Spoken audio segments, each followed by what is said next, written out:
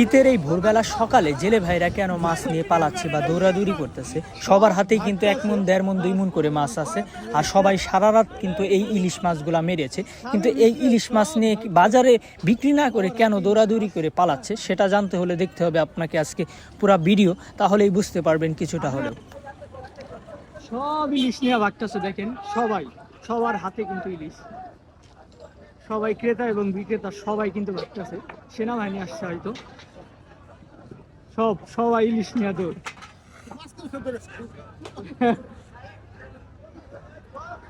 যারা যারা ছোট ইলিশ ধরছে তারা কিন্তু সবাই ভাইগে গেছে, সেনাবাহিনী আসছে টহল দিতে। এই যে এখন যারা আছে তারা মূলত এমনি নির্দিষ্ট মাছ নিয়ে আসছে, অন্য অন্য মাছ, ইলিশ মাছ বাদে সবাই কিন্তু ভাগছে ইলিশ মাছ, যে যেখানে পারছে নিয়ে কিন্তু দৌড়াইছে।